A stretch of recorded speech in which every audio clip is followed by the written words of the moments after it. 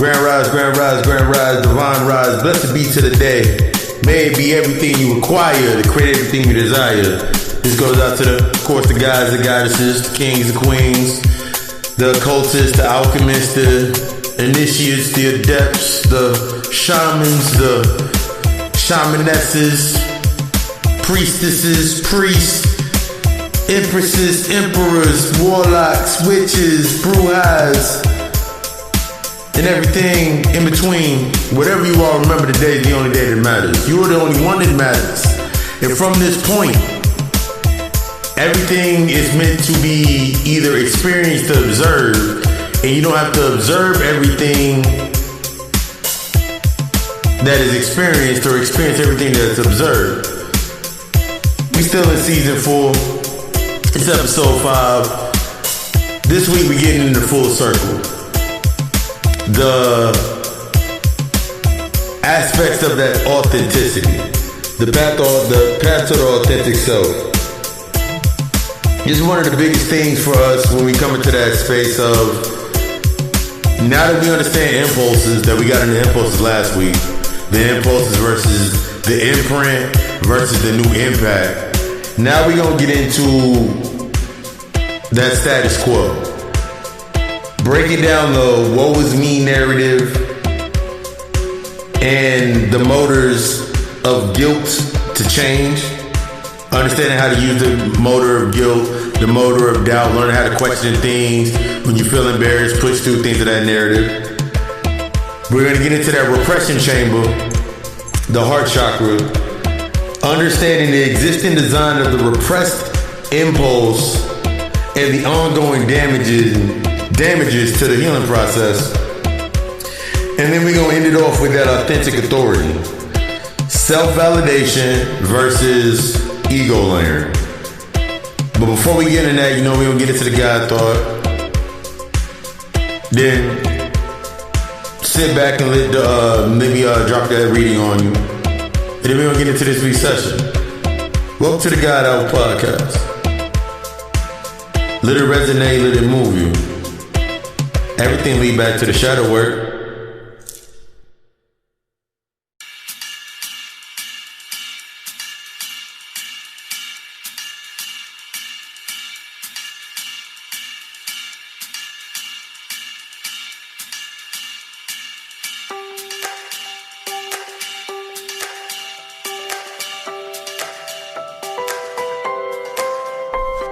Full circle, the path to authenticity.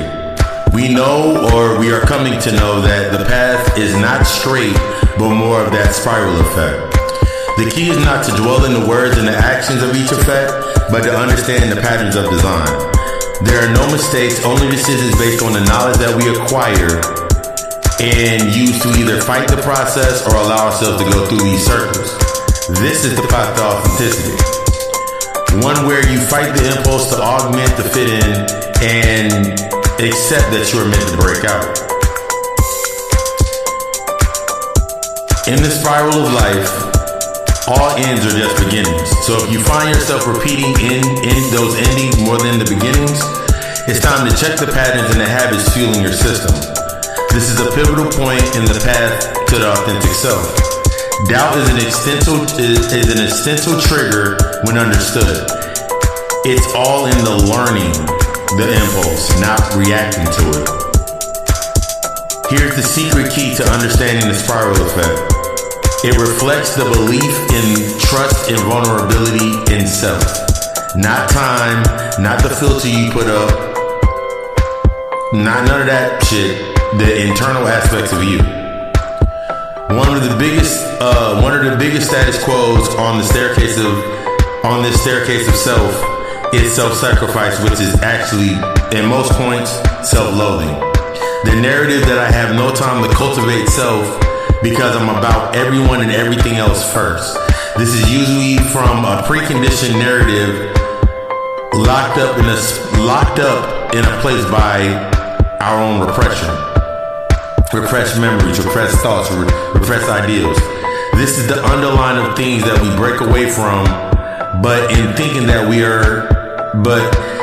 this is the underline of the things we break away from, but in thinking they are the root, we never get deeper. The truth is, the original thought made way for those imprints.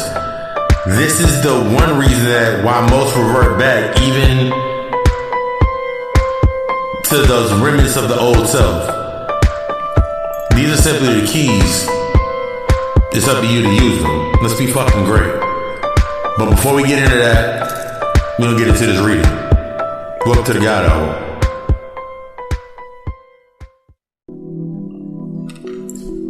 You know, before we get this session started, I gotta give you that weekly reading. Spirit, I will even do that weekly reading. Let's get these cards shuffled up real quick.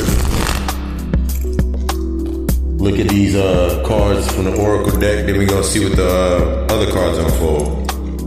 First card is influence. So we're looking at the authenticity of our influence. Second card is potential. We're looking at expanding ourselves past that comfort zone to come into the influence of our greatest potential. And the last one is perception. Just looking at these three cards, when I think about influence in my authentic self, the spirit is guiding us into the aspects of really looking at what's influencing us based on our impact, based on our growth. You should be looking for now things that you'll be able to notice when you're doing your work, when you're doing your shadow work, working on yourself, doing the healing process. As you're doing what you need to do at first, as I've said before, the things that come up are the things that need to be addressed. The doubt, the fear, the guilt, the shame, all of these are aspects and triggers that are going to help us navigate through ourselves. Where you feel the greatest amount of doubt, that's when you know you got to question it the most. Where you feel that aspect of embarrassment, you got to push through that. Where you're feeling that aspect of guilt, you really got to go back and you got to start questioning these aspects. That's what's going to lead us into the greatest potential for ourselves. Your potential is outside of the comfort zone. Just like your influences, the old influences that are within the old self, the obsolete, the thing that you're now moving away from, are not going to work in your your true potential, your authentic self. This is where we get into the aspect of those perceptions. A lot of times we use others' perceptions and we'll put ourselves in this position of, well, if I do this, this, and this, I can change their perception or thought of this. But we never ask the question of why. It's the big thing when it comes to even asking yourself. Ask yourself why. Why have you stuck to that perception for so long? That old status quo. Why have you stuck to that perception for so long? Why do you feel that you need to be at that job for so long? Why do you feel that that relationship has to be a certain way? A lot of us are trying to make things work for us instead of allowing them to work for us.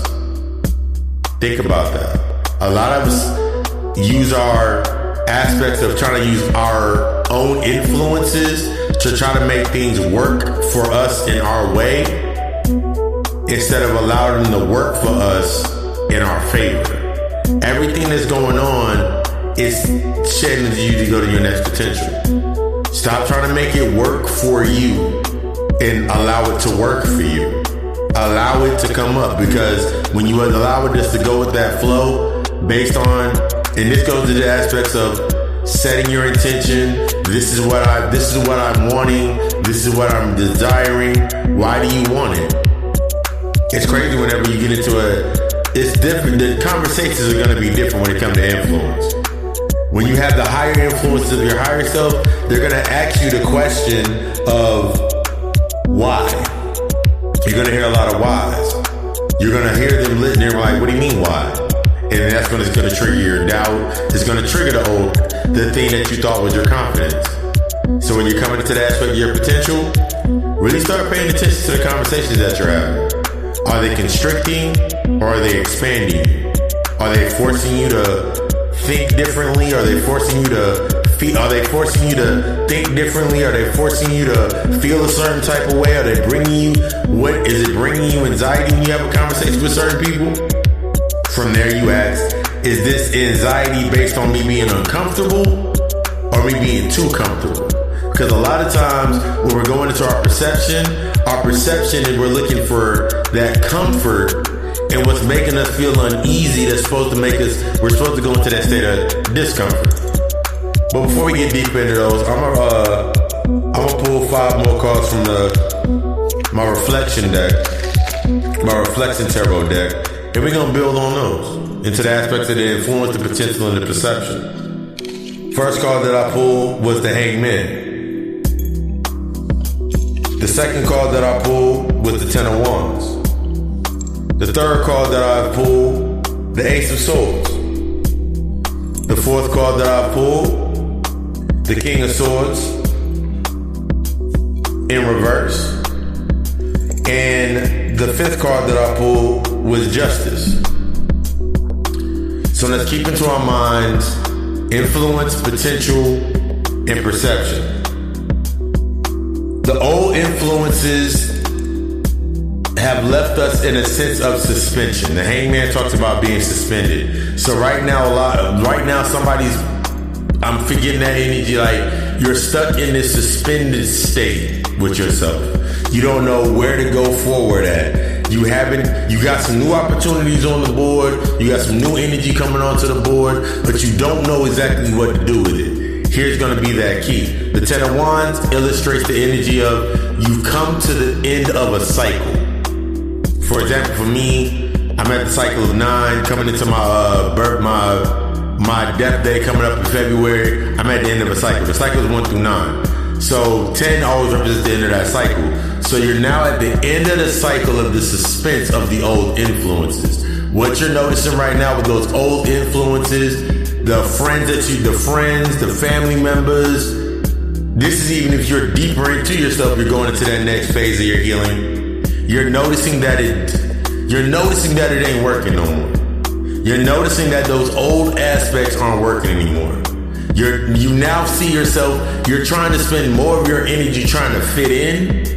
You're trying to put more of your energy into fitting into that space, staying there, keep trying to bring something out of it. That old job, the old way that you're used to acquiring your money, the old way that you're trying to keep a relationship going. You're noticing that those old aspects that you used to use to influence the way that you moved in that space, you're noticing that they're not working anymore. It's time. By the Ace of Swords, the Ace of Swords represents the aspects of cutting away. With every swing of that sword in the Ace of Swords, it represents the aspects of cutting away and putting to rest. That old energy, the old way you have to cut the ties for how you have to cut the ties that are forcing you to stay complacent. Cut the ties that are forcing you to stay complacent. You have so much potential within the aspects as you're doing your work and you're doing to that healing process. The King of Swords represents in reverse is representing those aspects that you are standing on, the only thing that's standing in your way is you. The only thing that's standing in your way right now is you. You're holding up this sword instead of allowing it to cut away the old things. You're holding yourself back. You're trying to put yourself in that position. You're trying to keep yourself in the position of just in case. The worst thing when it comes into cultivating your potential, there's no more just in case. When you're coming into your authentic self, you have to do that work. You gotta do that work. There is no more of this, well, I'm gonna hold on to this. Think about it like this. I remember my mother, take this idea. How many people in your house, y'all got like that bag that's stashed somewhere? Some of y'all got like an official bag for it, but y'all got like a bag of like old bags within it, just in case. The just in case bags. As long as you got a just in case in place, you never learn how to not need it.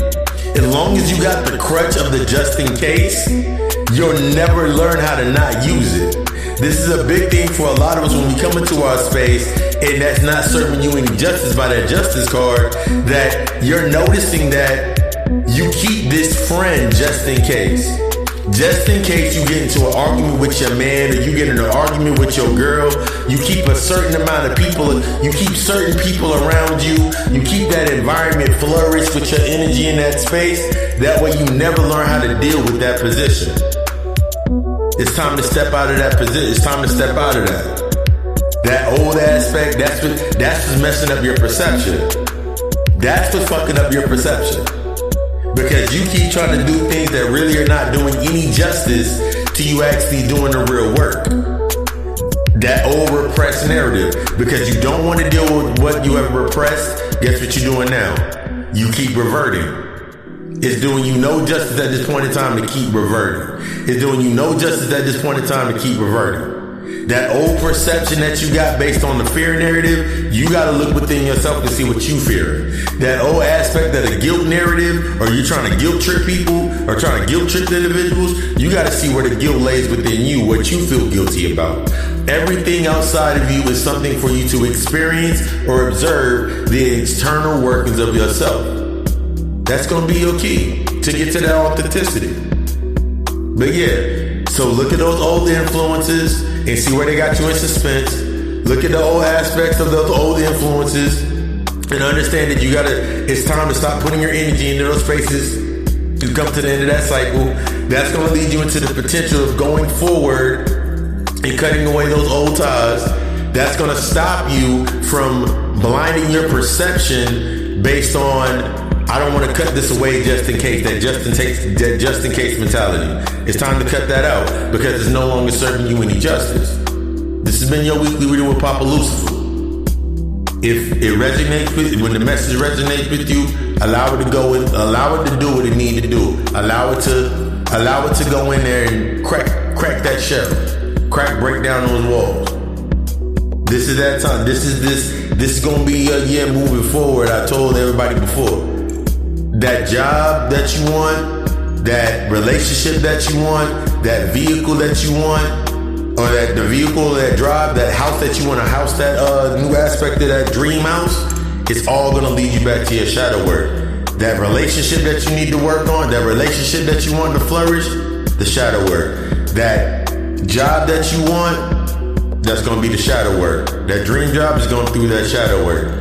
That drive is going to be created through that shadow work. That new house, that new abundance, that new prosperity, that new wealth, that new luxury is going to go through that shadow work. Stay tuned for the plug talk so you can get the information on how to book your own reading. I love you. After this message, let's get into this session. You feel like you got a voice? You feel like you got something to say? You feel like you have something that can move the masses or get everybody tuned in and you want a bigger audience? Whether it can be anything from something like the God Hour or anything from like sports, news, fashion week, whatever it may be. Let me put you on to something. The easiest way to do it is with the Anchor app. Biggest thing about it is free. There's creation tools that allow you to record and edit your podcast right from your phone or your computer. Anchor will even do all of the distribution for your podcast for you so it can be heard on many other platforms such as Spotify, Apple Podcasts, and many more. You can make money. You also can make money from your podcast with a minimum listenership. It's everything you need to make a podcast all in one place. It's everything you need to get your voice heard and get what you feel that's in your heart and into your heart out to the masses. If you're interested, download the free Anchor app or go to Anchor FM to get started. Welcome to another episode of the God Hour podcast. I'm your host, Papa Lucifer. And we getting into the full circle or the spiral effect. You know, we break this down into the section so it's easier for us to take in. So if you got to step away, you come back, you know, that's how we do the build. But this first aspect of our session, we gonna be getting into as I'm hitting the wrong buttons on the swippity swiping in the clipboards. Go back up here real quick, hit that button. Ooh. status quo. Breaking down the woe is me narrative and understanding those motors of guilt, doubt, in order for us to really change. And it's no secret. Like, what is the old status quo for you? Like, what is your life is basically like a Facebook page. What's the stat? If your life, most of y'all put y'all personal business on Facebook like that. Now, I still don't understand that. But if you're in your space, what is your what is your status quo? What is this narrative that you live by that is keeping you away from your authentic self? I was watching a video earlier and it was very interesting because in the video, my man just said, if they're not your friends, they're not your family. I've been saying that for a while. They're not your friends, they're not your family. Because even if they did certain things like clothes on your back, shoes, food when you didn't have food, ride when you didn't have a ride, all of these aspects, even if they did the human aspects, you feel me? The humanity based on where you was at, based on how you got there. And I said it earlier in the reading. If they're not in your path of your growth, then they're not compatible with your growth. And this is a big thing for a lot of us. If they're not compatible with your growth, they're not friends. They're not family. They're not friends. They're now associates. They're not family. They're now, because remember, family is based on the relation to the trauma, the struggle, whatever it may be. So they associates in their relatives based on to the trauma that you're working on. One of the big things for me when I was coming into my space was I was noticing I was noticing how much stuff I kept around me for the what if. I was noticing how many people I kept around me for the what if mentality. Like, just in case I don't get this job, I got to make sure I keep these individuals around me because I know they gonna stow me a couple dollars. Just because, like, for brothers, like, just in case he don't act right, I gotta keep me something on the side. Just in case shorty don't act right, I gotta keep myself something on the side. This has become the normal narrative to stay within the status quo so you feel less guilty. It's like an escape clause. It's like this escape. It's basically like an escape clause. If they do not reach up to this par, then I have a way out. Or if they don't reach up to this, and then sometimes you get stuck within. Because that status quo mentality, that staying in the status quo, that old narrative of yourself based on the guilt, based on the doubt, based on the lack of self-confidence, based on not really understanding yourself. Like, most people don't understand. I stayed in myself because, I work from the crib. So it's like, it's going to take something that is really needed for me to step out those doors. Because I enjoy being in my space, building in my space. Everything that I require, I went through that purging process. This is one of the keys for a lot of us. It's that purging process that we get scared of. It's the purging process that we get scared of. It's like, I don't want to wait too long, or what about this, or what about this? It's like you're going to get to a point in your works where it's like you're standing in your authentic self. If it's not helping you expand, or if it's not within the space of the mindset of like, you have, remember, we're going outside of this aspect of the illusion of time. That's one of the biggest things is within the status quo is the aspect of time. I remember having conversations back in the day when it came to like the aspect of the same thing I always tell people, like chicks, anybody would come up to me and be like, and I make the announcement, I don't have children. And they'd be like, you don't have any kids? No. So you don't have a baby mother? No. Why don't you have kids? Because I'm not in the space that I desire to be, to give kids, if kids are in that narrative, to give them what they deserve. I knew this from this is the crazy part. That was me thinking based on the still being within traumas and not doing shadow work. That was like post shadow work that I can make that assessment. But it was the reason built behind it was like, I don't have the money and all of these aspects. And now for me in this space is like, I require a healthy space. That's basically what it boiled down to. You see, when you're stuck in this mindset of the guilt, you going back and forth into your potential, two aspects of your potential, this is one of the things that you're going to face. Because everything around you served a purpose based on the old environment. But now that you're doing the questioning period of asking why to everything,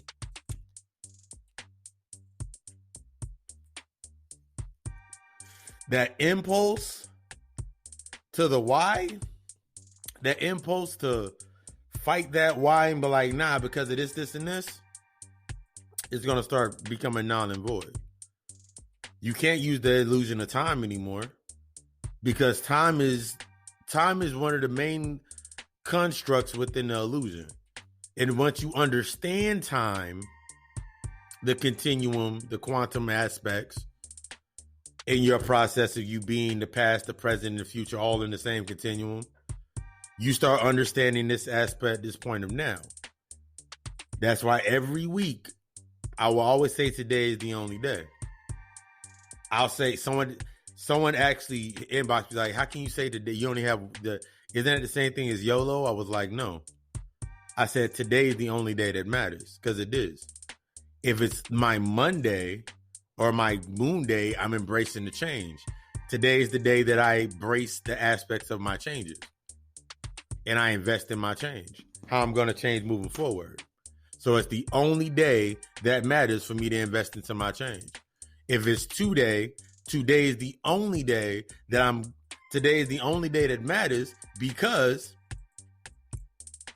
in this day, I'm observing and I'm reflecting based on those changes that I invested in. What about Wednesday? I could tell he was trying to load it, but I hit him with the aspect because sometimes you have to. Spirit said do it, so I said, all right. Wednesday, I said, in order for me to win the day, I got to understand the night before. That means I got to understand the stuff that was in the darkness of before that I observed and I experienced. So what about Thursday?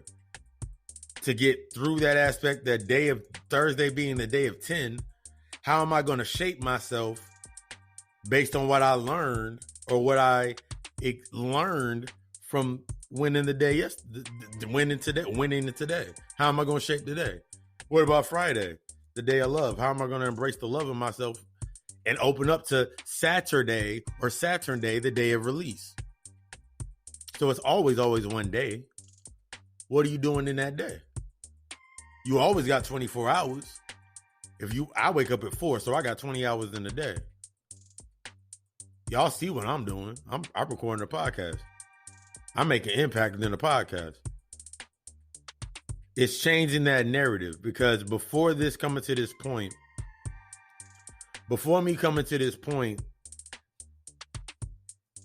in myself, just learning myself and working with myself and cultivating myself, just being in that space for that, I had an avid fear of,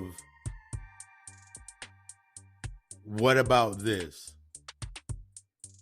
I know that if I was still stuck within the old mindset, I would not be able to sit here and give out a podcast. Not with the impactful information that's actually provocative to invoke change. I'll be putting out podcasts like everybody else. Not everybody in that aspect, but like my podcast content would not be based on my 70%, which is that 30% mentality, the 30% mantra of my intention, the 40% being what I create around my intention, and then the 30%, in this case, being what I put into the podcast, that concentrated energy the structure, the foundation to build out my content in my podcast and the stuff that I do. This is where you're going into when you're facing these things, these triggers. And some of these triggers, one of the main triggers is the aspect of guilt, the aspect of doubt, the aspect of fear, and learning how to use these triggers. See, we've been taught for so long, like you've been given this mindset for so long that where you're at is where you're supposed to be at. So anything you make up out of it is, I guess, yours. So now you've simplified yourself into this comfort zone that everything that comes into that comfort zone is yours. Everything outside of that is out of your control. Here's the thing about your comfort zone. The comfort zone moves around into that space. So if you feel comfortable over here, your comfort zone is going to create the environment over there. So you got multiple facets. Remember, it's the same continuum. You got multiple ciphers that you've locked yourself into on top of the original cipher. The original cipher is the imprint. How did you get locked down here? To learn some shit. Why do you keep creating these other spaces? To observe things. But when you're doing it based on the unconscious narrative, based on the trauma, you just creating these spaces kind of like so you can escape from certain aspects from yourself. Never being home. Always finding yourself on the run. Always finding yourself into that space. And then what's the reason that you give yourself? One of the predisposed definitions of that status quo.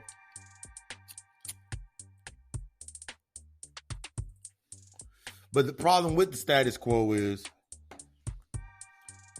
it's a predetermined definition. It's a predetermined definition. I remember I could have been, it's a predetermined definition. So it has a cap. It has a ceiling. So being simply in the definition,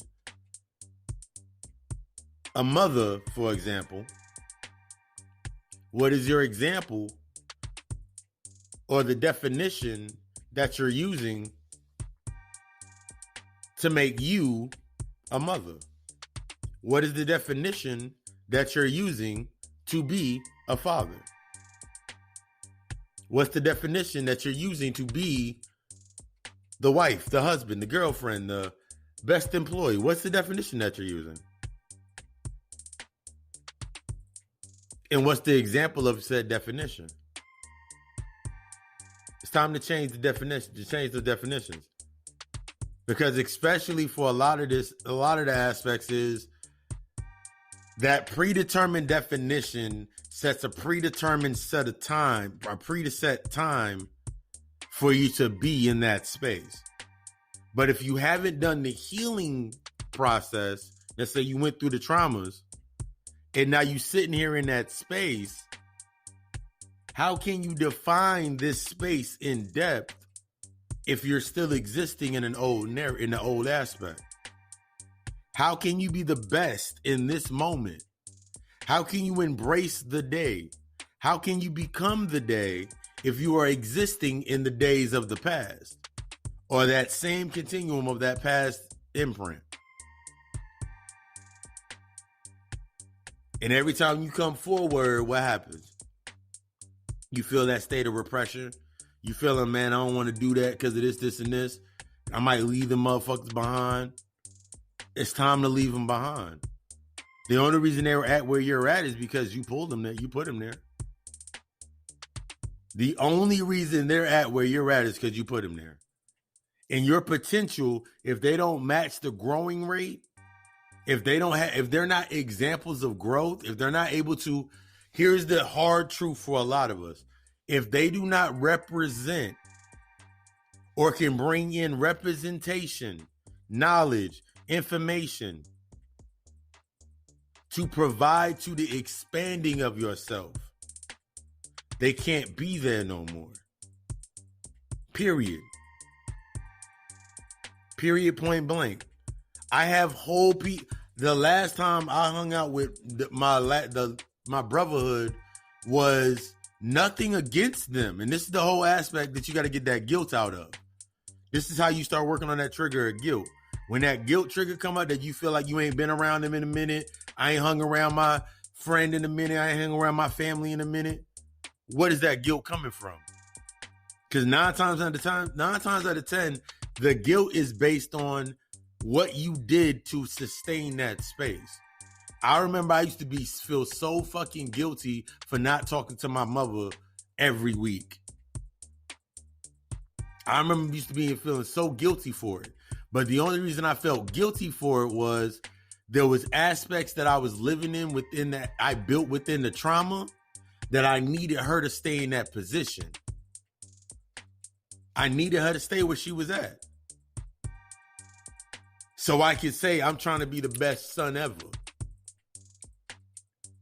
So I can say I'm trying to be the best son ever. I'm trying to be the best brother ever.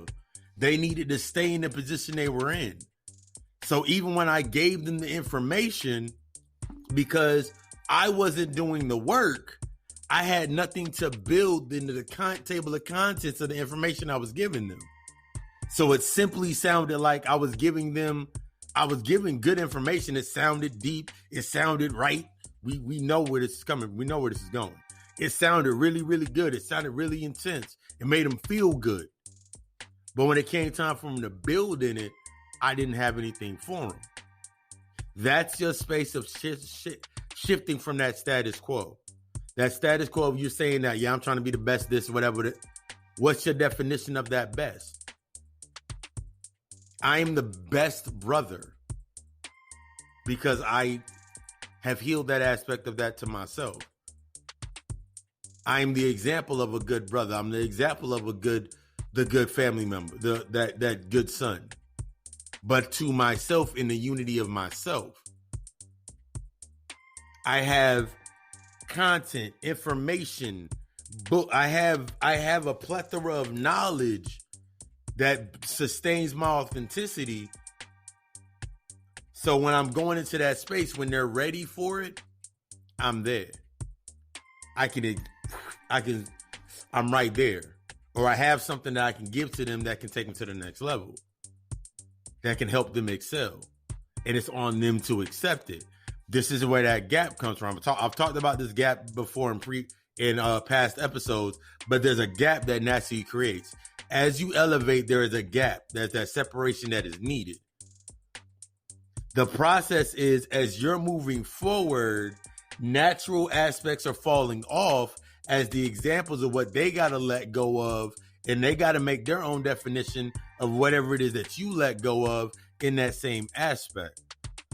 Because if you go backwards, your potential, you shrink yourself. If you keep going backwards, your potential, you're always going to shrink yourself. Because now you're trying to fit within an environment that does not serve any energy to you. So now you're shutting off parts of yourself. You going right back through that same old narrative of the repressing narrative and repeating the steps. This is why I say, like, when you start doing your shadow work and cultivating in yourself, that separation is needed.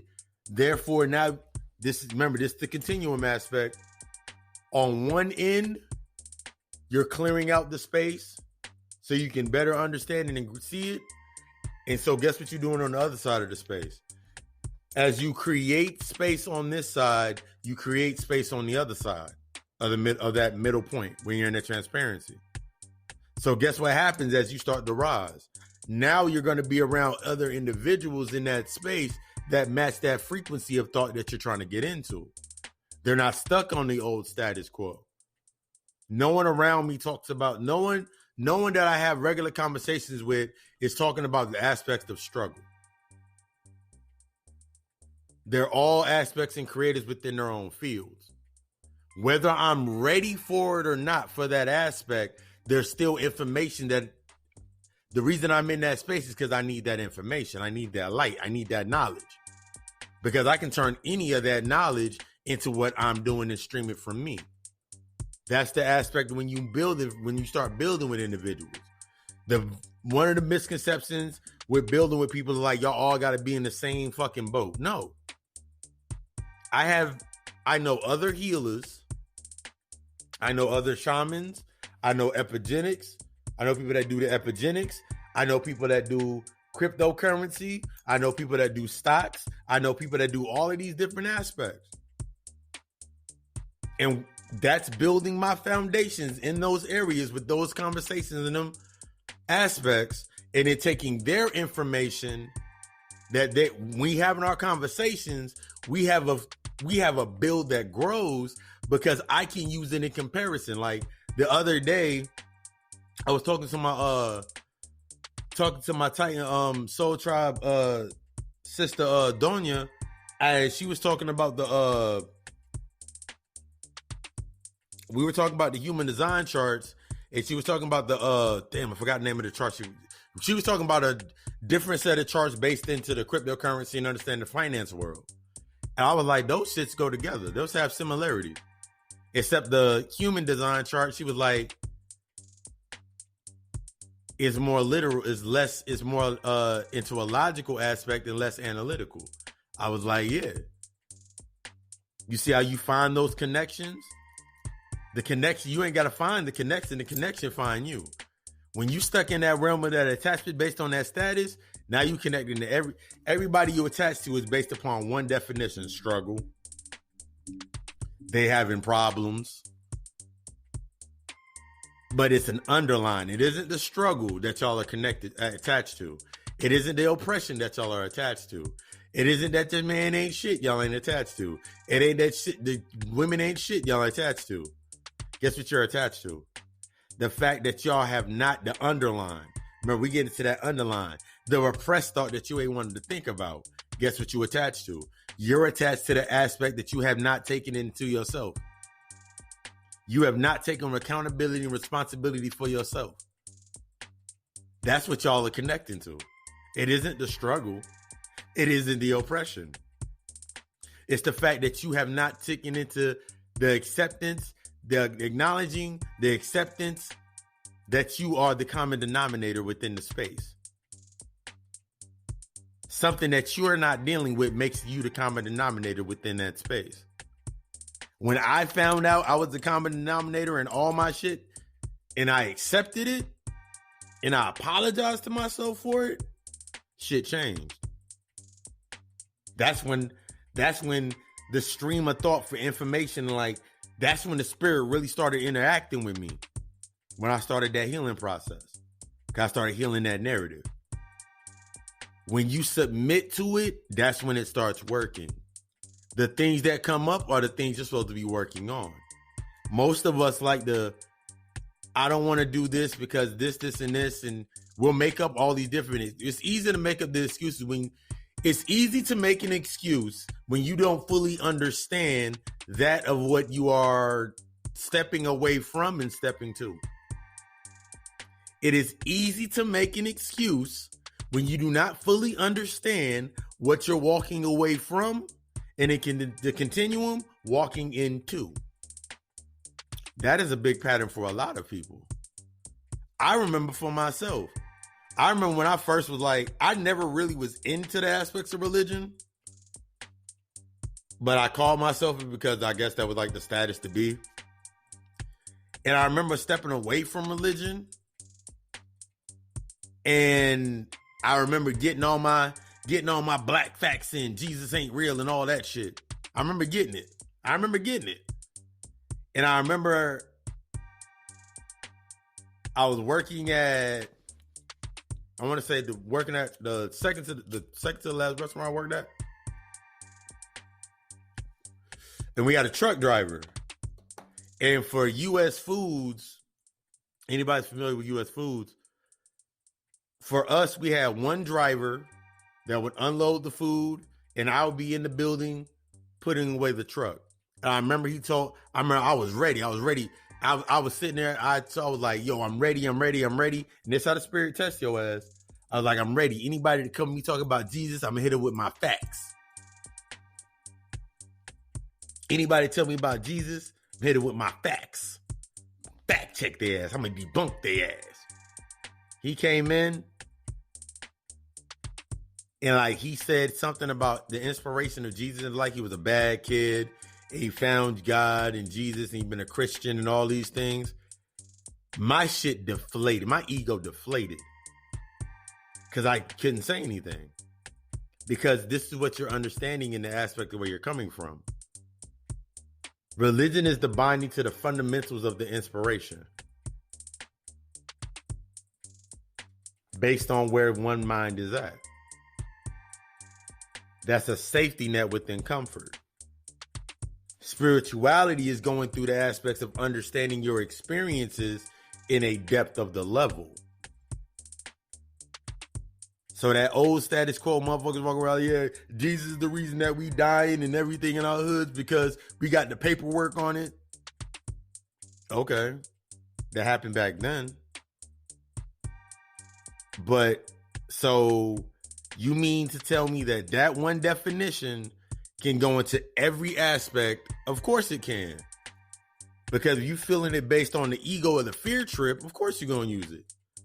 Because the way that it was based on the exoteric, it was based on a fear narrative. So most of the people, this is when we talk about some, not all. This is when we're talking about motherfuckers using fear mongering. It's because they haven't, when we talk about they haven't broke away from the narrative of the religion, it's because they're using it as a fear narrative because they're still within fear because they do not fully understand it. It's not meant for you to follow. You still study it. Book of Psalms is the whole book's a whole spell book. So,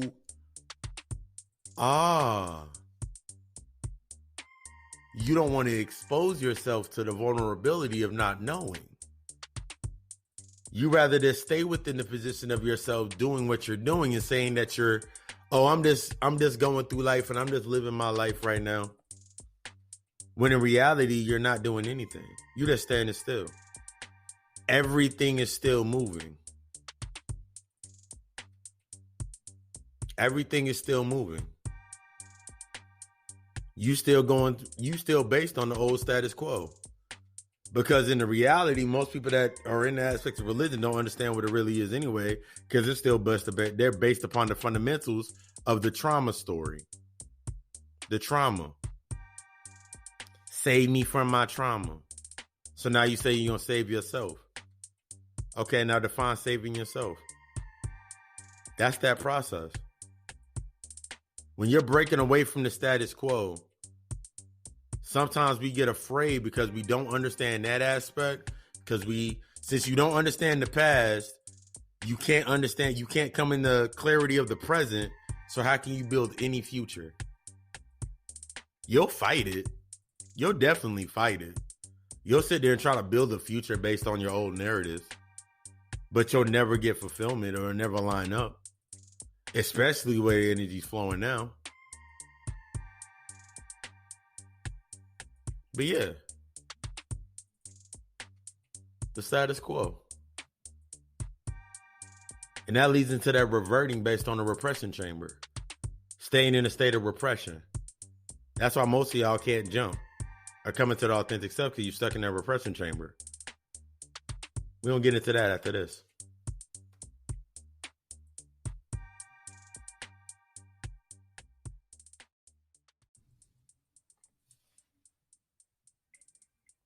And we back. Welcome to the God Hour.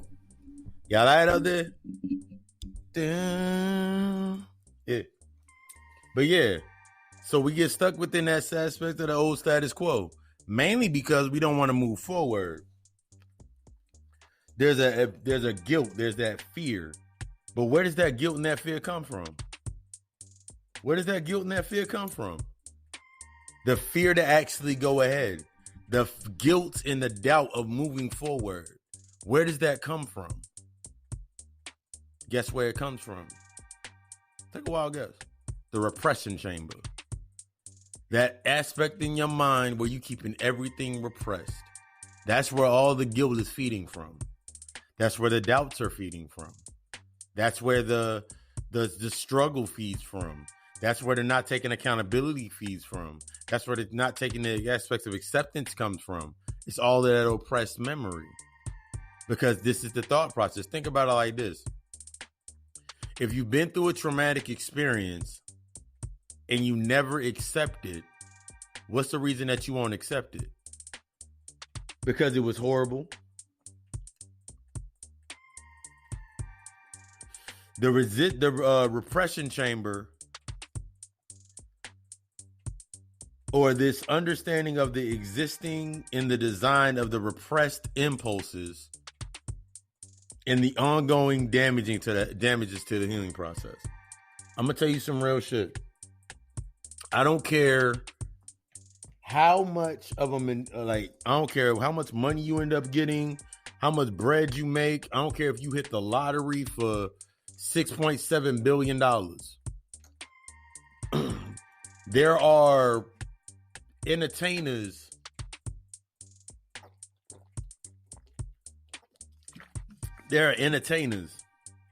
that have died making people laugh, hiding their pain. There are people that have died, don't even give a fuck. They're gonna make that have left trying to make other people happy, keeping so much emphasis on an emotional aspect to keep things repressed. Repression will leave you in a state of depression. When we say the word depression, we're talking about depressurized. If I'm depressurized or I'm deflated, I cannot perform in my full potential. Unless you in the NFL and you a Patriot, and then there's the deflate gate. But if you're not up to your full spectrum, how do you expect to perform at the full peak? Depression is that state. I've said it before. Depression is the state when your higher self is telling you, asking you in constant, how long are you going to play at that low frequency? How long you going to stay in that low state? That guilt, that worry, that trust issues, all of these aspects, these are all based on the repressed memories. There's a lot of people out here right now that can get women all fucking day, but they truly hate women based on something that their mother did back in the day, based on something Aunt Trudy did back in the day. There's chicks out here that can get any man that they want, but truly hate men based on the wounded aspects of something that Uncle Rob did back in the day. That repressed memory, that repressed action, that's what has you feeling guilty or acting like a lack thereof. That's what has you in that state of manipulating things, trying to get things your way. That's what has you using the external status of the external and the physical apparatuses of yourself to try to manipulate and bring things into your fucking favor. It's like if I stood outside right now and I had a G stand in my pocket and I stand right there and there's a spot up here in my complex, I can go stand right there where all the ratchet chicks walk by.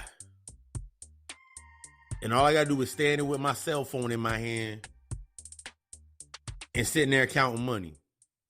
Guarantee I get some play.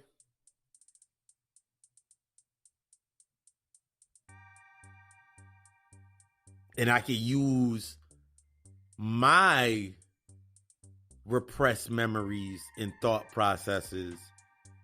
And this is how people use your repressed memory. This is when you're using the aspect of repression. Remember, when you're venting, you let a little bit out. So you'll let just enough out to relieve pressure. That way you can bring in more because until you deal with the trauma, it's undisciplined energy. It's undefined energy within the aspects of you becoming more authentic. So that energy has to feed from something because it's based on chaos. A chaotic event that left the damage or the imprint. That's what a trauma is. It's an aspect that happened that left a chaotic imprint in your mindset. So that's why you get angry. That's why your emotions is all out of imbalance when you think about it. And you never seem to be able to get close enough for the most vulnerable. And then when you become vulnerable, it's only vulnerable to the mid-level surface. Because you feel that since you said all of these things that happened to you when you were younger in your life, now you feel like you got to the root of it. That's not the root. That's just the leaves. You just prune some damn leaves. You prune back some leaves so it can grow back out again. That's why after you let it out and you prune it back, you prune it out and you prune this information out, you let it out and you allow somebody to allow you to prune your foliage. And then when you start blooming again in that space, these are vulnerable branches on your tree. And now you go into that space and now you're growing. This is why y'all always going to be feeling like someone playing you, throwing shade on your ass. They're using you. They're manipulating you because they came in under the shade of what you have repressed.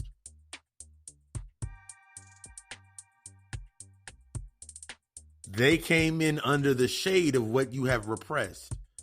Remember, remember, true repression is getting to the root and allowing it to come to the surface, pulling the roots out. What most people do in relationships, friendships based on trauma bonds is that you prune back just enough foliage and enough breakage so that you can grow within that new space. But if I'm full of trauma and things that I haven't healed from, and you're full of trauma and things you haven't healed from, and we prune each other in this space, we tend to each other's wounds. When we heal, what do you think happens? Now we're intertwined within each other's traumas. So now nothing's going to work. Can't go past the trauma. That's what happens to a lot of y'all when y'all in that repressed memory mindset. You can't go any further because you stuck within an old cipher of yourself. You need things in your life to represent that. This is for the realest thing for me. Like, I needed aspects of, I felt like I needed a brotherhood because I wasn't always there for my brother based on the things that we've been through. It wasn't until I accepted I did everything that I could do based on the information that I had within that space for my brother. My brother then did with everything that he could do inside of that space based on information that he went through, and then he created his path, his life, his chat, everything that he's doing. The longer that I stayed within that cipher, the longer that we had to feed those thought forms of trauma. So the lack that my brother had, it came to me in the stuff that I built. The lack that I had, it came out in what my brother was doing. So I was always around them for that reason, but never really had a conversation about the issue. Here's the true fact to it. You may never have that conversation with your family members about the problem. Ever. But that's what you got Papa Lucifer for. That's what you got the healer for. You may never, and this is real shit, you may never have that conversation with your mother. Ever. About that issue. About that trauma. About that event. Ever. But it's not her job to give you what you need to deal with that problem. It's up to you. It's you using that energy and allowing it to come to the surface to now make the space. Everything from my pops calling, all the events that happened to me, from me watching my pops and my moms go at it, almost throw the blows. Alcoholic family members, pedophile uncles,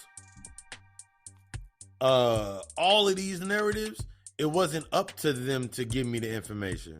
Because I can go talk to one of my uncles right now that's on the record as a pedophile, and that nigga drunk talked me to death.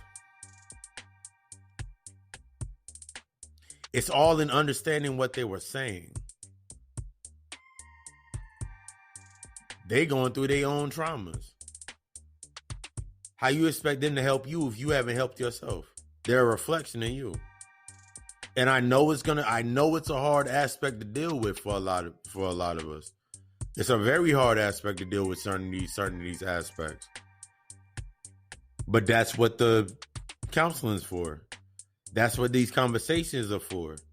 It's to let you know that, and it's to let you know, yo, you made it. You made it through that process. That traumatic event that happened to you, you lived through that shit. That's the simply put on at the top. Now let's get to those layers of that.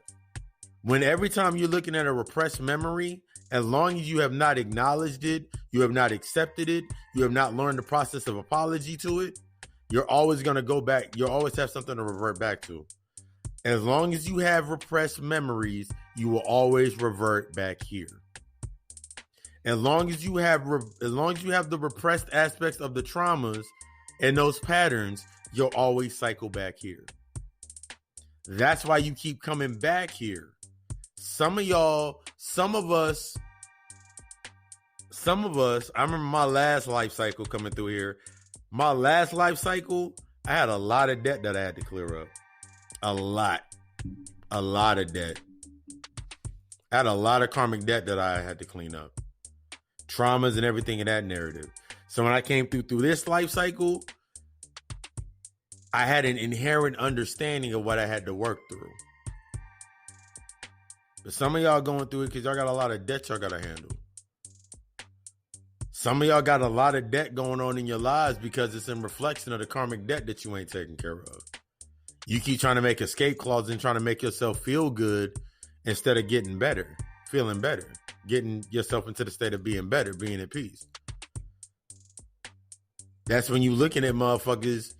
I remember I looked at a lecture and they were talking about, it was a lecture or a podcast episode. They were like, look at music artists when they're always wearing sunglasses. Look at music artists when they're always wearing sunglasses, even at night. It's because they will not allow you to look into their eyes because their eyes are full of shame. Their eyes are full of guilt. Once you understand that aspect, on the other end of that spectrum, it's not good for everybody to look into your eyes because they're not ready for that.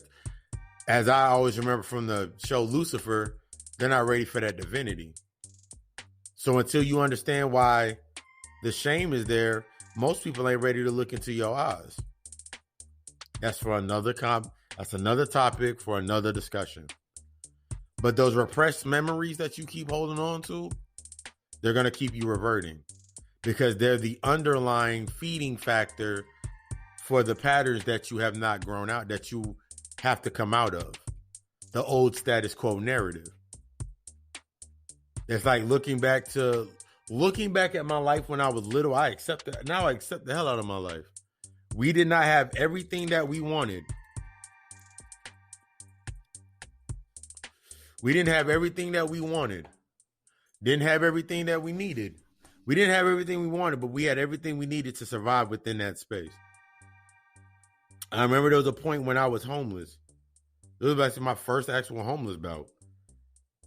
And that makes me remember that a lot of the traumas that I had to deal with based on that. But I remember like one of my aunts was supposed to be taking the money up to the landlord somewhere. Like the money was being transferred to her to send up to the people because she had all the information. And she wasn't making the payments on our house at that time. I was like 11 at the time. And if you've been following me through the podcast and through the lectures, I've told y'all the stories about when I turned 12 and the stuff that I found out when I was 12. So that was like one of the biggest disheartening moments. So I was 11 years old and we lost the house. No, I was like 10. It was like 10 or 11. This is before like 2 years.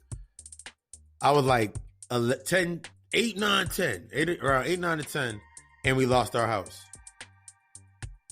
We ended up having to move to my grandmother's house. My grandmother stayed like down the street, like down in the cut from us.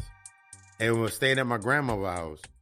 And I remember my grandmother's house had really bad fucking roaches and shit. Because she stayed back in the field and it was all the kids running there, all the kids from the other house. All my other mom's sisters' kids was in the house. And they would bring their dirt into the house. And my grandmother's older, so she can't keep the house clean as much or move around that fast. My grandparents were older, so the roaches and the bugs was in the house.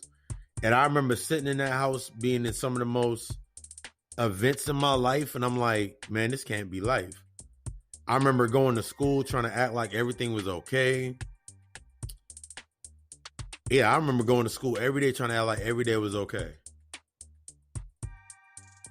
But I noticed something now that when I was doing my shadow work, I noticed that because I was in that environment, the people that were around me also changed within the aspect of that environment. So I started understanding more and going back to my shadow work, that past, present, future continuum. That repressed memory led me to being in some of these situations that my sisters and brothers didn't get out of. My sisters and brothers didn't get out of those situations because the repressed memory that I noticed as I was living in that situation, my sisters and brothers and family members and certain friends they still live in that. They're still in that mindset. They're still living like that. And I'm like, I would ask myself like, man, we went through the same shit. And I came out like this, how they stay like that. It's all based on the trauma. It's all based on how that trauma is dealt with and repressed. Remember, everybody's down here on their own path. This is what you got to understand. Everybody's down here on their own path. So my sisters that are my sisters in this life, at a point in time were like cousins in a past life, or they were like my daughters in past lives, and all of these aspects. This is when you start really going back into your shadow work and start seeing the relationship that you have with them correlated now. Really look at that relationship and look at what it was, because they're very well, instead of them being your sister, they very well could have been your daughter. They could have been your brother, or they could have been your son, all based in the aspect. Remember, this is layers and layers of work that you coming back into this life cycle. That's why it gets so heavy, because it's all based on the aspect of the potential or your perception of it. But the longer that you repress it, you'll always revert back to it. Man, I got to make sure my sisters is all right.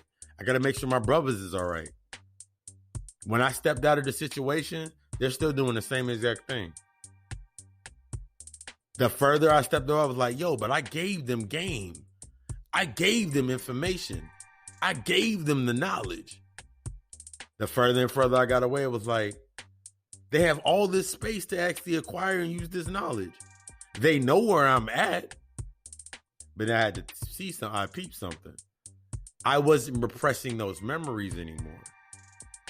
So the natural reverting process, or the repression chamber that's based on my heart, my heart chakra, it wasn't beating at that same frequency. Even then, my heart had a strong heartbeat.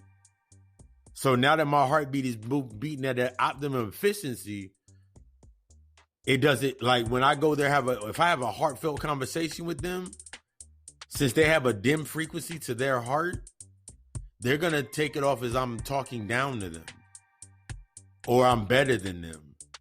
These are the narratives that they're going to use in the aspect of the old status quo, because they have not learned yet to accept that they're the common denominator in their own issues where they're at. Those repressed memories that they're repressing, that's the reason they keep reverting back to that space. I got a sister that got 5 kids. I remember being at my sister's house, and I remember being at my sister's house, and I had to watch the kids because she had to work late, and she wanted me to come watch the kids. And this was around the time when I didn't have a place to stay, so I was like, sure, give and take. And I'm sitting in the space and I'm having a conversation, and I remember like her baby father came through the door like, what are you doing here? I was watching the kids while my sister was at work. So like things with him going on in his narrative, they arguing in the back. I'm like sitting on the couch, I'm laying on the couch, listening to them argue. And the argument sounded identical to the arguments my mother would have with my mom and pops would have. So she was reliving the trauma cycle of that repressed memory. I was not in the space to experience it and do anything, because there was nothing I could do, because that becomes a reality into it. It's like when you see a battered victim, there's nothing you really can do until they're ready to accept it into themselves. So I was there to observe it. When I looked at it based on the emotional aspect, yeah, it was hard for me to deal with. I was like, man, that's some fucked up shit. But now that I'm sitting in the space where I came through that healing process, I was like, I was put in that space to observe that, to see it for what it was, to see what was built within that environment, and know that that's not part of my environment. That's not part of my path. She chose her path. Until she's accepted the repressed aspects, that's what she got to work on. She got to bring that to the surface. Here's the space. The space is always going to be there, because the past, the present, and the future are always in the same continuum. Until she deals with those repressed memories for herself, she'll keep reverting.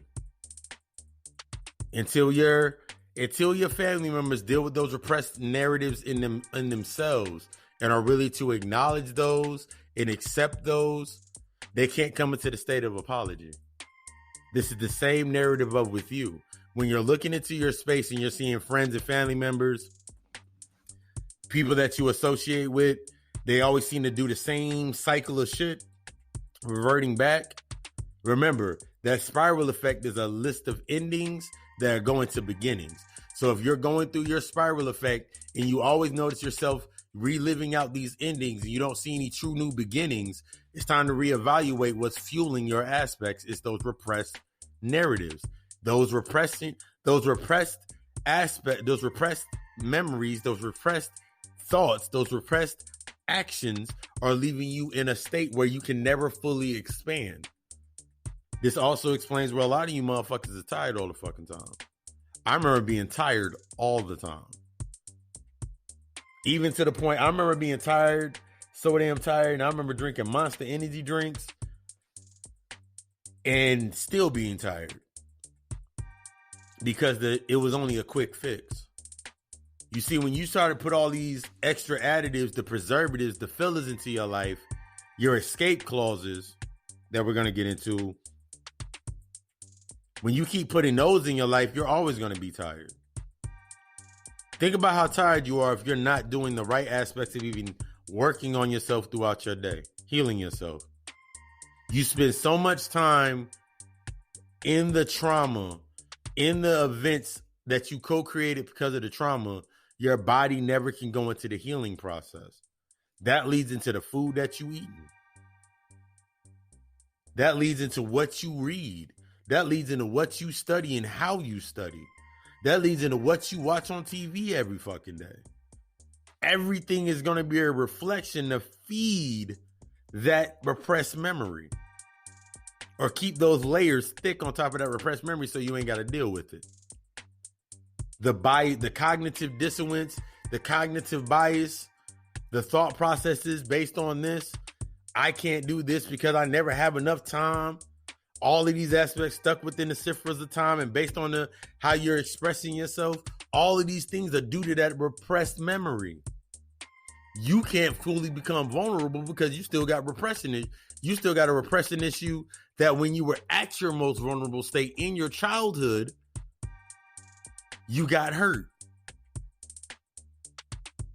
The most vulnerable state was in your childhood. That's why they say your childhood trauma. Most people are living out through their childhood traumas because it's the fucking truth. You living out your childhood trauma over and over again. Lord forbid if you have children, because now you're making them live through the aspects of your repressed memory. You're connecting your repressed memories to your child. You're attaching your repressed memories to the relationships that you're intertwining yourself in. You're making everybody around you pay this high-ass tax for your repressed memory. Something that you haven't accepted and worked on. Make you feel even more depressed, don't it? So you can stay depressed. So you can stay depressurized. So you can always have a reason to fill yourself with emptiness. Real shit. So now you have the definitions and you wear the definitions like badges.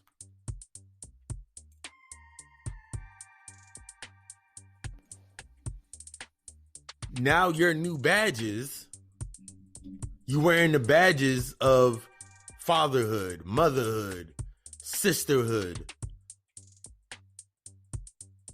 unclehood, grandfatherhood, whatever it may be. You wearing that badge. Bobby Hemming said that shit the best. Your job become your job and your career become your culture. So you made a job out of being the mother. So you never going to be able to interface with the mother goddess energies. You made a job out of being a father. So you'll never be able to embrace the aspects of the higher entities of the God energy. And then you look outside and you look at the example of it. Child support is a form of instilling that aspect of something that's already imprinted within you. That's why it can affect. Remember, I tell you, I say this all the time. It only affects you if it's already within you. You already got the mindset of that as a job. So guess what? You're going to have to pay for the supporting features of it being your job. Stop repressing that shit and you'll stop reverting, I guarantee it. And then you'll stop going into that same status quo of, I've been hurt so much before in my life. Head ass. And now you wondering why you can't connect to anybody. Because you ain't connected to yourself. You wondering why you can't have an authentic, real long-lasting relationship past a certain time without certain preservatives and fillers put within it. Because you ain't built the connection to yourself and remove those repressed memories. How you gonna get to the authentic self? We don't get into that after this break.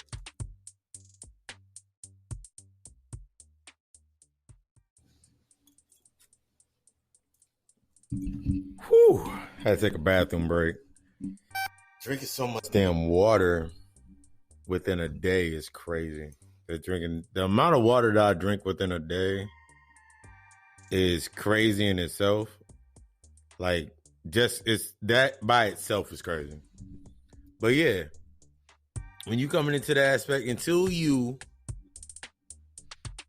go through the states of the repression of what you're repressing, and you're repressing yourself and bring yourself into the repressive thought process, until you truly go through the whole process of allowing those things to come to the surface, allowing yourself to come to that state of acknowledging, allowing yourself to go through that state of acceptance, allowing yourself to go through that state of apology, to forgiveness, and now going into the thankful aspect, you're not going to be able to fully become your authentic self. That self-authenticating role and process, or that authentic authority. Self-validation versus ego layering. What happens for a lot of people when you're still doing your work is we fall short. We put ourselves in positions where we use these external narratives to say that's what we are. Like, for example, out of the 150 some odd Oyas I've seen on Facebook, or the Oyas with their narrative, their name, there's only like 3 that I have watched either in the beginning of the healing process, or they're at a process where the spirit lead me to them in the energy aspect to where I can tell it's authentic. And you only can tell authentic if you're in authentic space. When you're in a state of that authenticity, there's no bias, there's no judgment, there's none of these cognitive aspects that you sit there and use to try to make yourself one up into a space. True authenticity and the self-validation is I can sit here in this space and I can just speak on what I speak on, and I'm not doing it for the narrative of someone to agree with me. I'm not doing it from the narrative of somebody to debunk me, not debunk anything, or I don't need an escape route. I don't need it to, like, they don't agree with me, then you feel me? Because the aspect of you being truly authentic is true vulnerability, true submission to the space. You're able to be more, so your maturity and your self-awareness in these healing aspects for yourself. These are the things that you're working on. These are the things that you're taking yourself into. These are the things that you're building yourself into. But you can't do that with the repressed narrative. The longer that you stay in that repression, this is what happened when I stayed in repressed states of mind and narratives. I told you that one story when my ego got deflated. Basically, your ego is going to keep getting hit because your ego is meant to protect you. So every time you go into a space with this new information and you're doing soul layer or ego layering, a different part of your ego is going to hit. It's going to feel the effect. And then it's going to go to those emotional impulses. You're going to get mad. You're going to get upset. You ain't going to know how to feel about it. You're going to have doubt. You're going to go right back into the old. You're going to revert back to the old status quo. Remember, all that links back to that status quo. That old narrative, that old guilt, that old doubt, the confidence issues.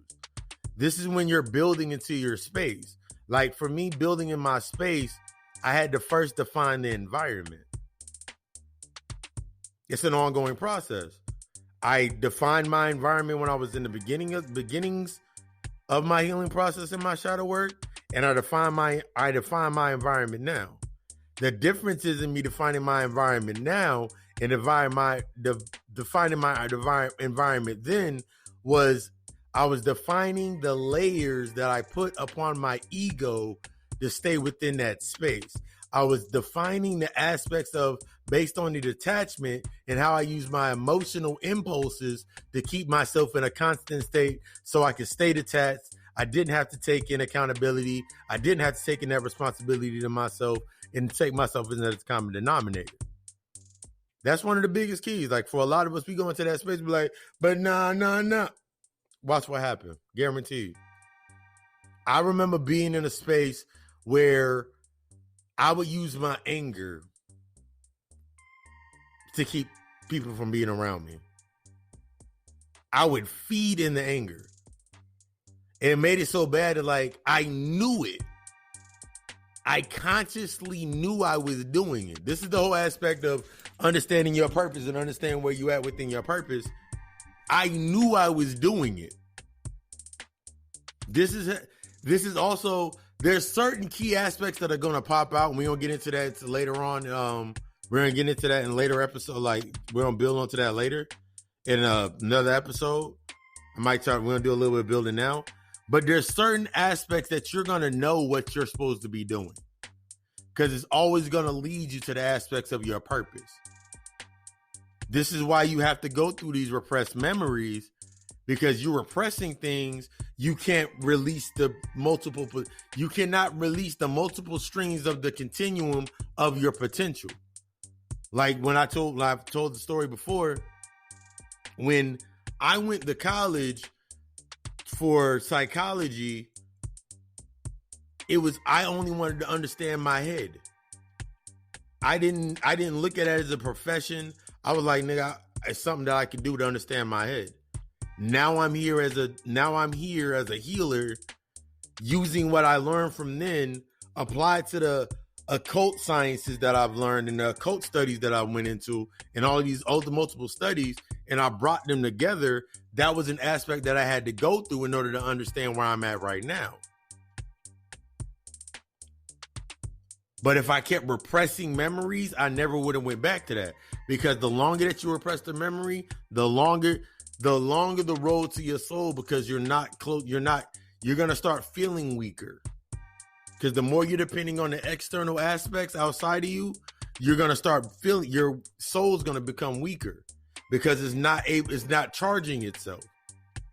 This is why whenever you start doing your shadow work, you're going to have that certain rush of energy, because your inner child's now awake and you're letting your inner child run around. But then when you start doing the aspects of doing the healing process and disciplining your inner child, you start feeling tired. You're going to start feeling weak. You're going to start feeling tired. You're going to start feeling like you ain't got enough energy to do this. This is when you're going into the aspects of the different foods that you're eating. It's none of this shit is meant for you to be doing it forever. I don't want to hear,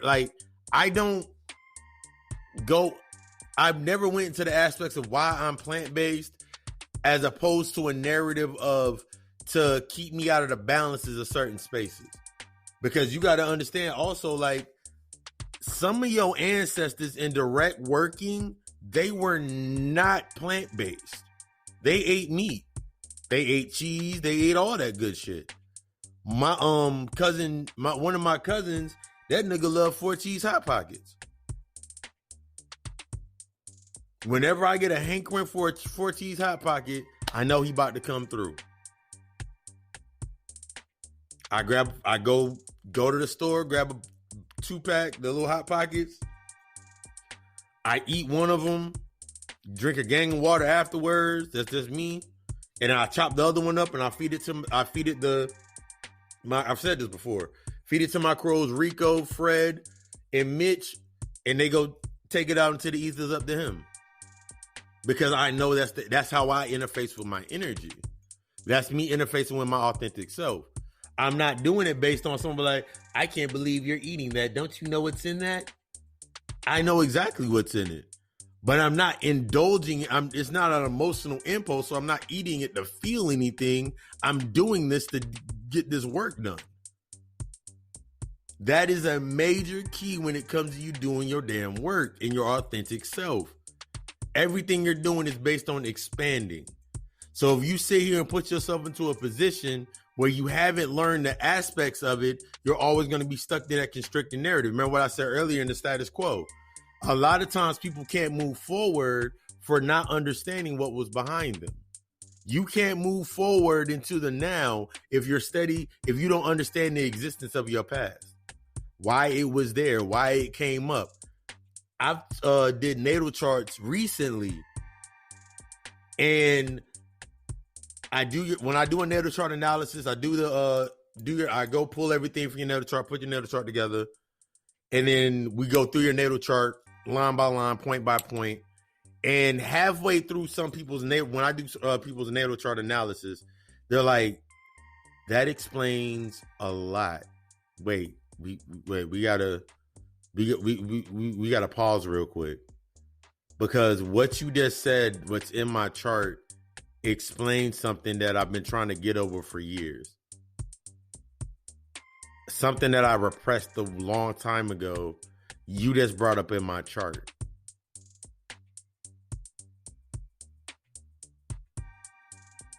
It's a shock factor when you get into the authentic self. It is a shock factor when you get into your authentic self. There was things that I pulled up in my chart and I was like, yo, like, bruh, like, I didn't know that would happen. I didn't know that was there. There was lines in my chart that talked about my life being split. There was points in my chart that had me stuck in the aspects of being split. Like legit split, like my split life aspect. When I was on this side when I was in this side of the underworld and I was on that side of the light. It was explained within my chart. So after I saw it, I was like, There's really no more excuses. That and a lot of other aspects that deflated ego and destroyed aspects of my ego deaths, led me to the point of like, there's no more excuses. Like, one of my favorite things to say, that there's no excuse. Like, someone couldn't tell me that, yo, you can't make a podcast because you need music. Okay. Let me go get this sound. Let me go subscribe to this Sound Lab joint, make my music real quick. Man, you don't know how to make music? Man, I don't know what you don't know what I don't know how to do. That's another big thing when it comes to coming to your authentic self. When you're stuck in the layers of the ego or the ego layering process, you'll always have that self-doubt that's always going to pop up. That's going to stop you from going into what you need to go into. The way that I make music, I make 4 beats. I make 4 beats every week for each podcast. 4 beats. And sometimes it's 3 and I just remix another one. But it's still to the key factor that I make 4 beats a week for each podcast. 4 beats a week, 4 weeks in a month. That's 16 beats. I make 16 beats a week. I make 16 beats a week. But here's the key. I'm not making beats. This is going to become your key to your authenticity. I'm not making beats to sell. If somebody hears a beat and they're like, yo, you think I could, hey man, how much would you charge me to get that beat, man? I like to dance, or I want to use that beat for something. And we'll set something up from there. But my initial narrative is for the authenticity, to bring a more authentic feel to my energy to every podcast episode.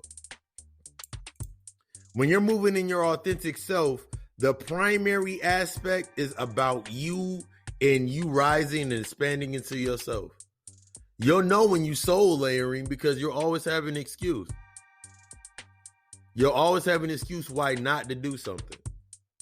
You'll always use that old definition of your old self to say why you can't do the work, why you can't meditate, why you can't fast, why you can't why you can't fast, why you can't meditate, why you can't read, why you can't study, why you can't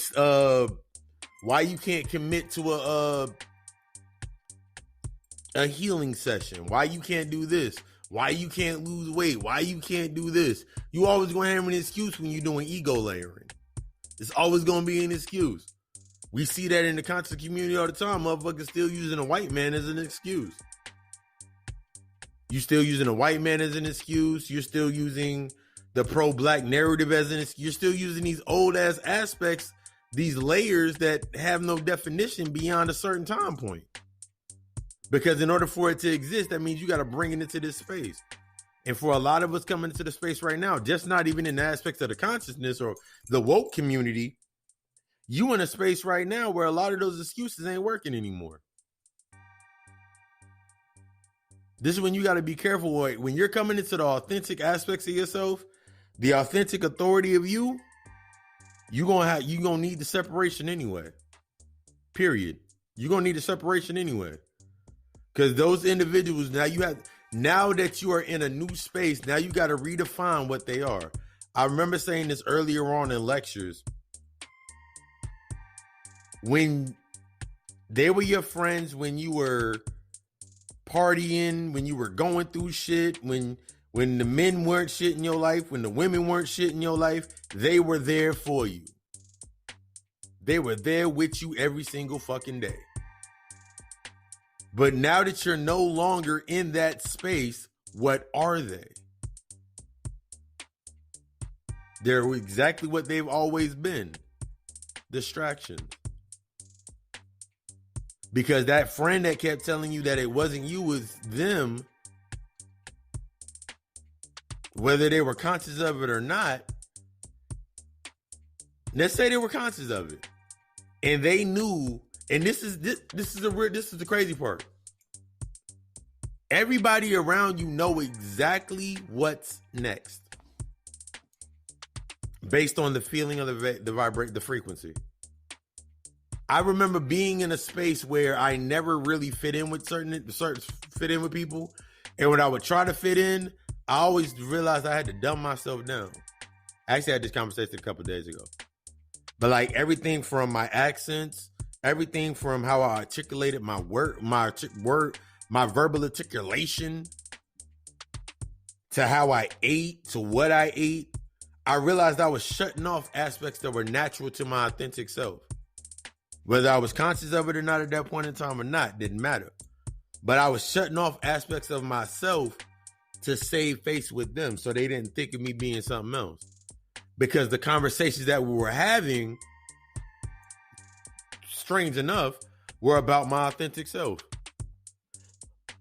Almost 95% of the things that we used to, like, I used to sit around them in those full circles, those circle meetings that we having conversations about, half of the stuff that they were talking about or saying they were against or whatever it was based on a lack of understanding is stuff that I do now. Or I've transcended through. That path to your authentic self is going through these circles and not allowing it to augment the authenticity of yourself. But the only way that you're going to know these aspects are not needed for yourself through these rings of fire is by being honest with yourself. Because remember, that shit's going to float to the surface. The shit that ain't you is always shit float to the surface. The shit that's full of fat, full of the fillers, full of the preservatives, it float to the surface. It's similar to if you eat a lot of cheese or you eat a lot of fat products and you go take a shit. What happens? Oh shit, nigga, like shit floats.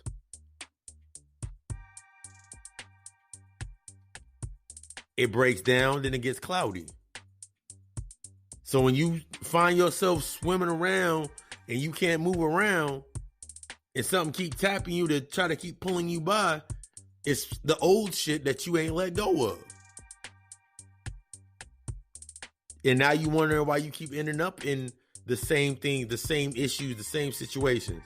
Because you stuck based on the old definition. But that's my best friend. We like sisters. That's my brother.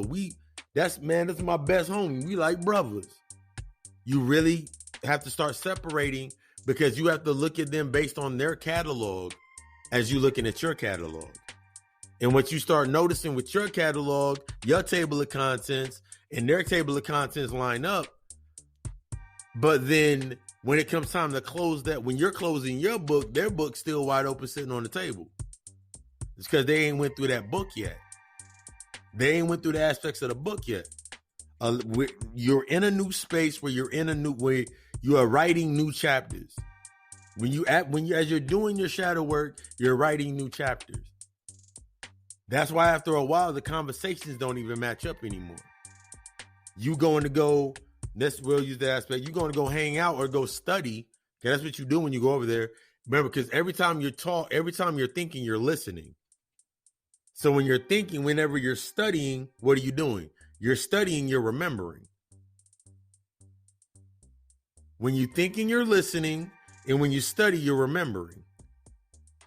So imagine going over to somebody else's spot. And now you say, yo, and they got their book sitting out and you trying to read that book and none of it makes sense to you. Or it seemed like you've read that before. You got to be careful going around certain individuals. Cause when I made the mantra study all and follow none, that's the same thing. That's going into the aspects of what you're dealing with based on your authentic self. Study all and follow none. Everything is meant to be observed and experienced, but you ain't got to experience everything to observe it and observe everything to experience it. There's certain aspects that I never had. There's certain things that I never did. So now that I'm at where I'm at now in the healing process, being a healer and being in this process of doing what I do, when I look at certain YouTube, when I'm led to watch certain YouTube videos of certain things, it's like, damn, I'm glad I didn't go that route. Damn, I'm glad I didn't go that route. Damn, I'm glad I didn't do that. This is going to be the example of people coming up in your life. When you're cultivating your authentic self and you're removing those old layers and those old definitions that you used to live and die by based on the status quo, when you start moving forward, guess what happens? You're going to start seeing individuals pick up those damn definitions. And then you're going to see what it is. This is when we get into the aspect. Some people go too far right and some people too far left.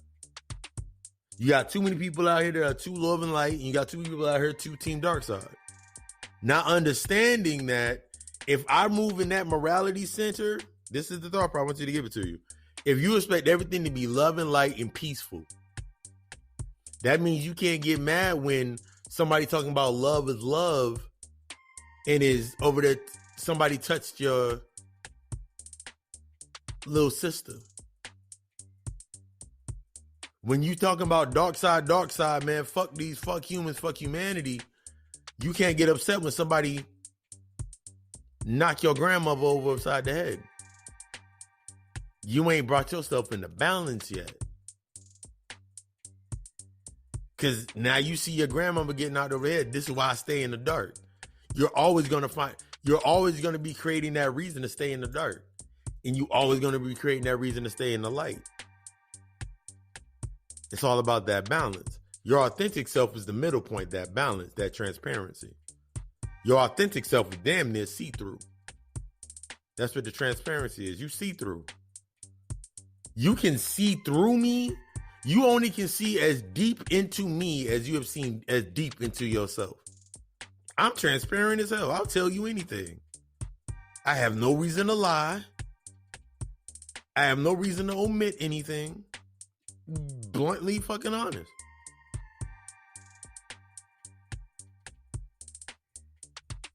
To the ones that are ready for the work, they're like, damn, I needed that like that.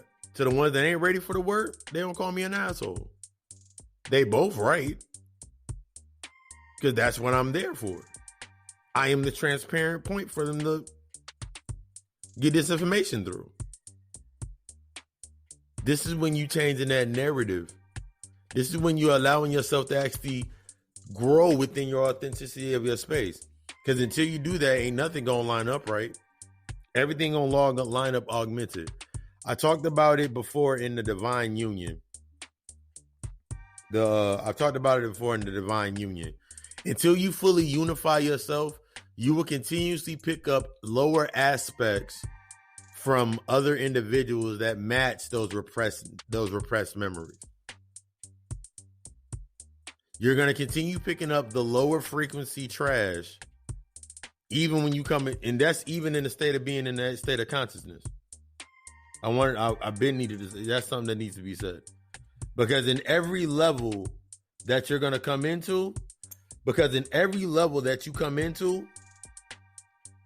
it's going to be that spiral effect. So the things you didn't deal with at that level down there, they weren't meant to be dealt with down there. You're going to deal with them up here.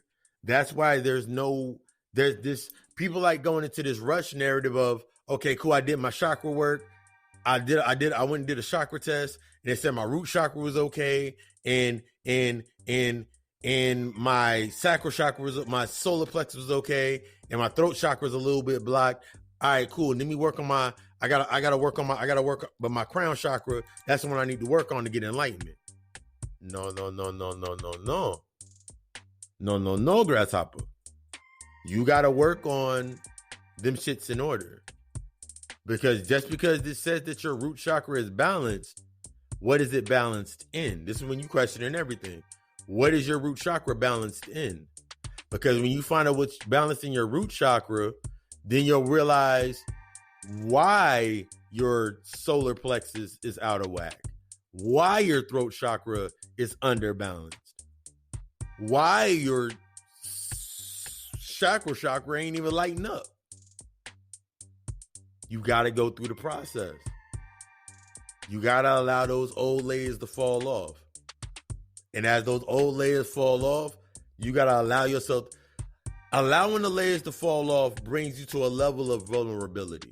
The problem with vulnerability is when we're ever like, especially with the aspects we working on in particular our heart chakra and our throat chakras, is there's so much residue of the repressed aspect that when you start removing those layers and you start feeling this weirdness to yourself and you start removing those layers, now you inside of that space and you're like, but I'm protecting myself. I'm protecting my energy. No, you're not. You're putting up walls so the process can't start to heal. Because the healing process is about purging. So if you're protecting it, you got the same old walls up that were built on the repressed narrative. Guess what you're doing? You're only going to be keeping that shit bottled in. So even when you have a state of acknowledging something, you can't fully expound in the acknowledgement. So you can't come in acceptance. Then you can't apologize for certain shit. You can't forgive yourself because it's bouncing off that wall. All it's doing is bouncing off the wall, hitting right back, going right back into the same spot. Sometimes it's ricocheting. Think about someone taking a 22 and like shooting you, and now the bullet ricocheting all inside your body. That's all you doing. The longer you stay in that repressed narrative and you just keep picking up these old layers, I'm this and I'm that, and I'm this and I'm that. I work with this energy, I do this, this, and this, and you have not done that inner work. All you're doing is causing that repression chamber to stay in a constricted state, and therefore every time the energy goes in there, it just bounces around. So it never finds footing. So then you'll notice in your life you're never finding that footing. You're never finding that balance. This is how it starts happening in your external environment. You're noticing that in your environment, you can't find no balance. You notice it in your environment, the happiness is getting glim. You notice that you're becoming more and more detached. So you keep pouring flame into the fire to try to grow that attachment, that moth to the flame mentality, all because you stuck. It's okay though. Because the first step is that acknowledgement. The second step is acknowledging those old status quos. Working within those status quos so you can come to the level of acceptance. When you come to that level of acceptance, you're going to come into that divine authority of your authentic self. You won't need the layers. I'm Papa fucking Lucifer. That's me. No layer, no ego. And it took a while before I defined it with no ego to be able to sit in the space that I sit in now. Divinely balanced, giving y'all this information. Yeah.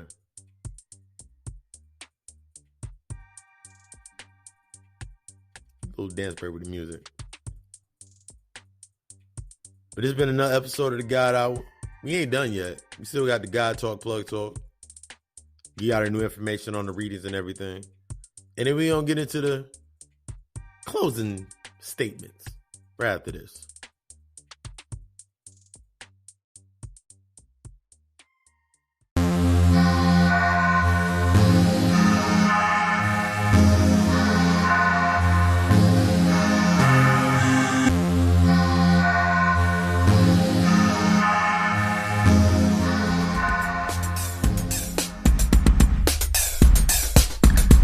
Of course, you know I gotta keep you plugged in with the God Talk.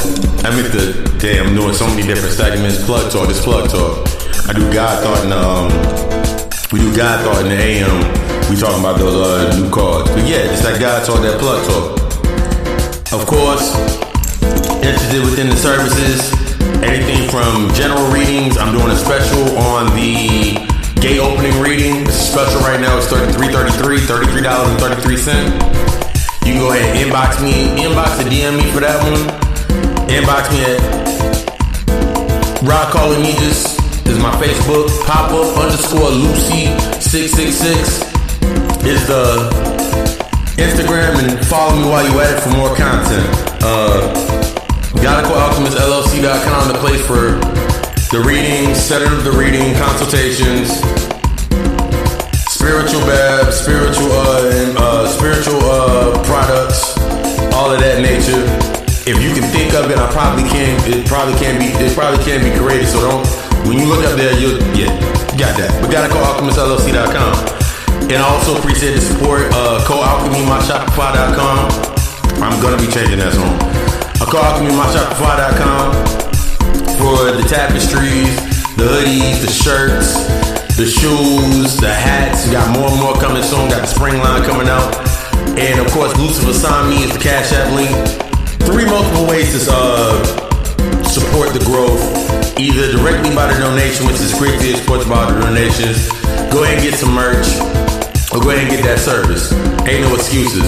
Gotta Go Alchemist is also the YouTube channel. Last week we got into. I'm loving the beat on that. I'm loving the drums.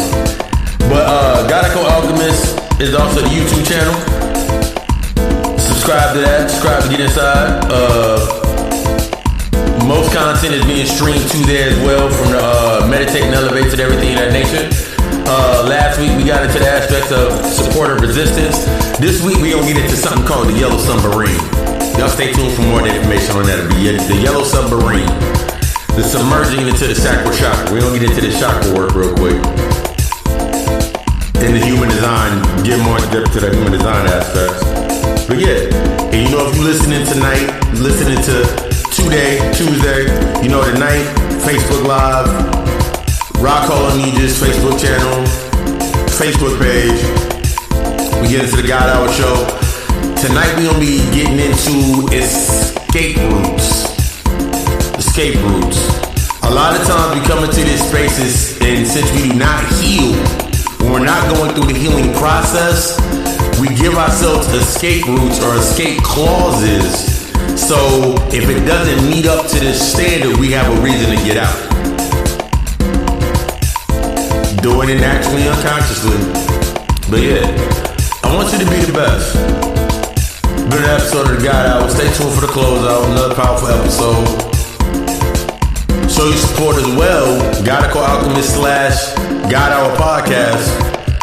All that's within the description of this episode. I love you. We love us. Stay tuned for the closeout. Peace.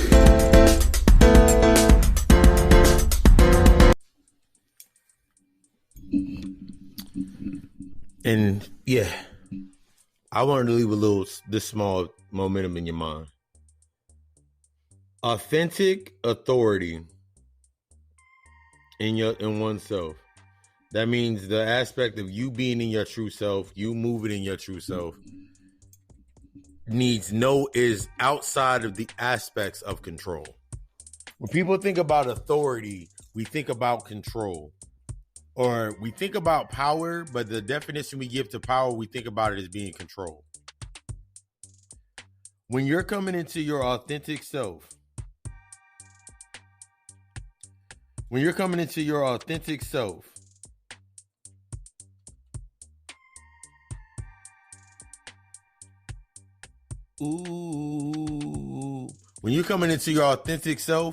it's all about the intimacy of how intimate you are with your power. And the only way that you become intimate with your power is when you define your power. The only way that you can define your power is by going into them deep, dark little caves of the repressed narrative memories that you have. That's the only way you can challenge the status quo. You're supposed to. You ain't supposed to fit in. For some of us, we've been black sheep for most of our lives. I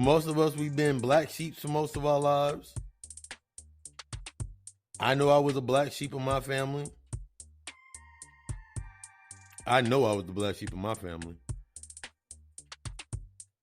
Ooh, what the hell is that? Why is it not doing what I want to do? Oh, sorry. I knew I was the black sheep of my family. Like, I knew that wholeheartedly. I knew that from the jump. But that's all a part of your process. As you're moving forward in your power, you realize how much control that you don't need to have. You don't need to control every situation because you're now moving in the flow. Surrender to the flow and watch it move the way it needs to move. You stop moving in the aspects of the overthinking and you start now becoming the analyst.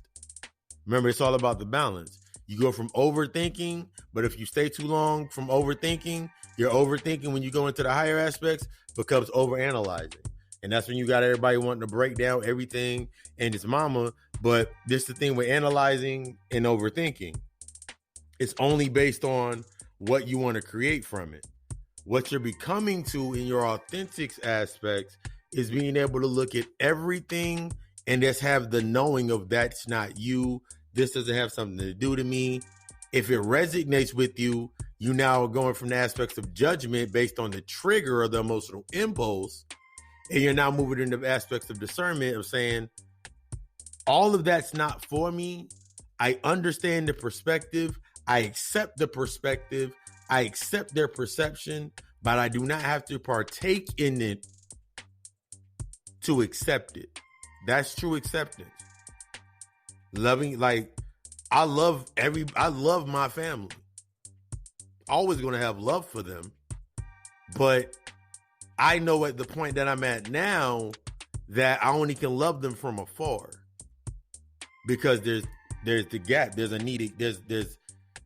gap there that's needed to be there so they can fill it in. There's just certain things that I won't go back to, like my job. I don't see myself going back to my job. It's just what I do now. Relationships, friendships. There's certain things that you've outgrown. It's okay to outgrow these things. That's one of the things about it comes to getting stuck in that old status quo or that old spiral effect. Like, we keep trying to go back to go fix relationships with other individuals that we've long outgrown. There's a reason that you went through that cycle. There's a reason that you went through that phase. There's a reason that they're not here with you in this space right now. There's a reason that ain't there. But it takes your honesty in yourself to sit there and be like, I know why we're not together. I know why we're not friends it ain't even not about being friends. It's not about being family. It's just, they're not something that you can deal with anymore. That's one of the hardest things. That was one of the hardest things for myself, was that emptiness feeling and getting to the point of where the emptiness started. Where was the emptiness actually leading me to?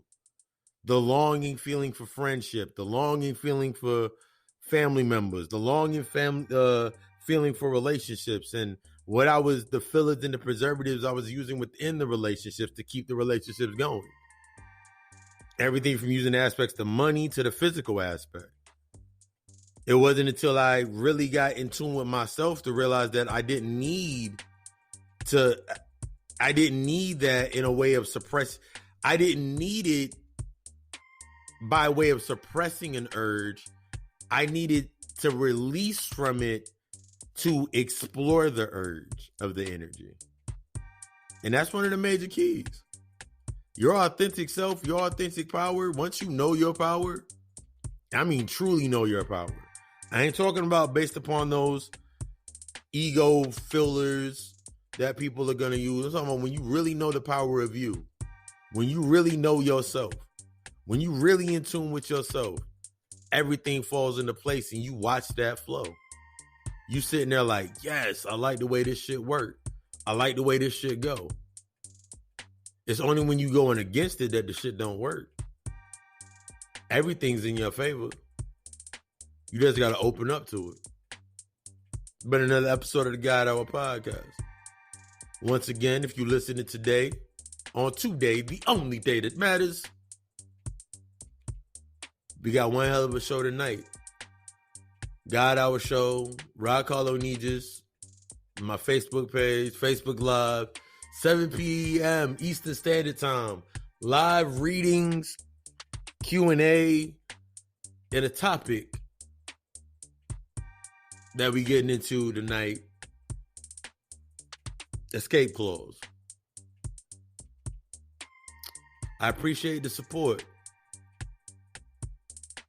I appreciate you for tapping in so you can tune out. That way you can tap into the higher aspects of yourself.